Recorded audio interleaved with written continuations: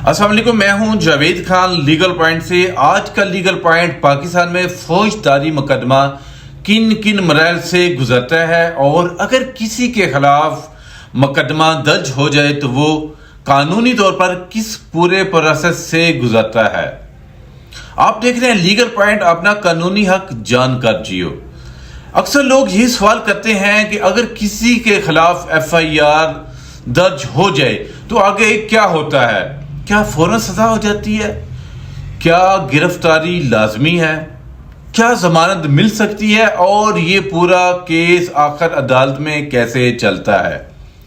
آج ہم اسی مکمل criminal case procedure in Pakistan کو ایک ترتیب کے ساتھ سادہ اور واضح انداز میں سمجھیں گے تاکہ آپ کو پورا قانونی نقشہ ذہن میں آ جائے۔ سب سے پہلے مرحلے کا آغاز ہوتا ہے FIR سے۔ جب کوئی قابل دست اندازی جرم پیش آتا ہے تو متعلقہ پولیس اسٹیشن میں FIR درج کی جاتی ہے۔ یہاں ایک بات اہم سمجھ لیجئے کہ FIR جرم کا ثبوت نہیں ہوتی بلکہ صرف شکایت کا اندراج ہوتی ہے۔ قانون کی نظر میں ہر شخص اس وقت تک بے گناہ ہے جب تک اس کے خلاف جرم ثابت نہ ہو جائے۔ FIR درج ہونے کے بعد معاملہ پولیس کی تفتیش میں داخل ہوتا ہے۔ تفتیشی افسر شواہد اکٹھے کرتا ہے، جائے وقوع کا معائنہ کرتا ہے، گواہوں کے بیان قلم بند کرتا ہے اور اگر ضرورت محسوس ہو تو ملزم کو گرفتار بھی کر سکتا ہے۔ اسی مرحلے پر ضمانت کا سوال پیدا ہوتا ہے۔ اگر جرم قابل ضمانت ہو تو ملزم ضمانت حاصل کر سکتا ہے اور اگر ناقابل ضمانت ہو تو عدالت سے رجوع کیا جاتا ہے۔ جب پولیس اپنی تفتیش مکمل کر لیتی ہے تو وہ عدالت میں ایک رپورٹ جمع کرواتی ہے جسے چلان کہا جاتا ہے، جو عموماً دفعہ 173 ضابطہ فوجداری کے تحت جمع ہوتا ہے۔ چلان دراصل پولیس کی حتمی رائے ہوتی ہے کہ آیا ملزم کے خلاف کافی شواہد موجود ہیں یا نہیں۔ اگر شواہد ناکافی ہوں تو پولیس کیس کو خارج کرنے کی سفارش بھی پیش کر سکتی ہے، لیکن آخری فیصلہ عدالت کے پاس ہے۔ اب کیس باقاعدہ عدالت میں چلنا شروع ہوتا ہے۔ عدالت سب سے پہلے ریکارڈ کا جائزہ لیتی ہے اور یہ دیکھتی ہے کہ کیا ملزم پر فرد جرم عائد کی جائے یا نہیں۔ اگر عدالت کو ابتدائی طور پر جرم بنتا ہوا نظر آئے تو فرد جرم عائد کر دیتی ہے۔ اس موقع پر ملزم سے پوچھا جاتا ہے کہ آیا وہ جرم قبول کرتا ہے یا انکار۔ عموماً ملزم انکار کرتا ہے اور یوں باقاعدہ ٹرائل کا آغاز ہو جاتا ہے۔ ٹرائل کا سب سے اہم مرحلہ استغاثہ کے گواہوں کا ہوتا ہے۔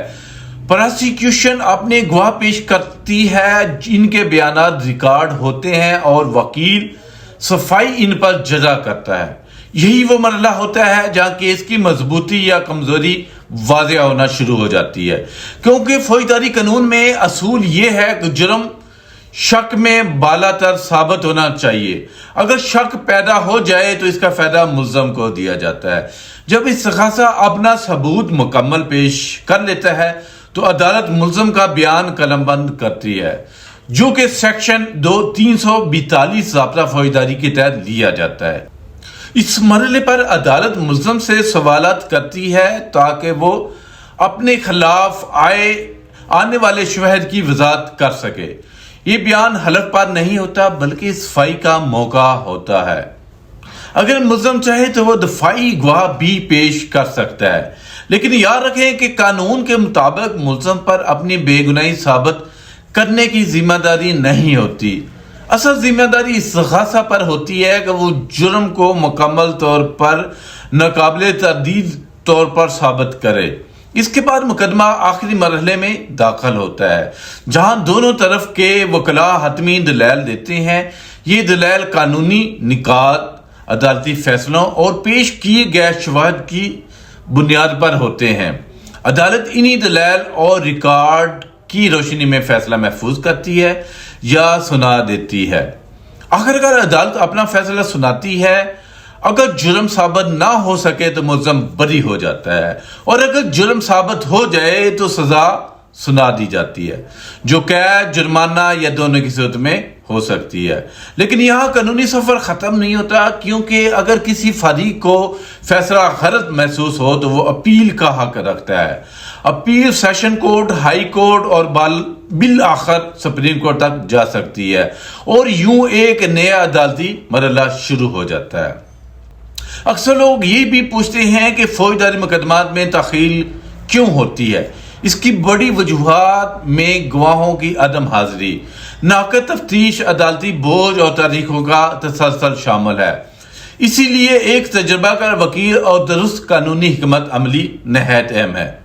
اگر ہم پورے عمل کو ایک لائن میں سمجھیں تو فوجداری مقدمہ اس ترتیب سے گزرتا ہے: FIR، تفتیش، چلان، فرد جرم، گواہان، بیان ملزم، دفاع، حتمی دلائل، فیصلہ اور پھر اپیل۔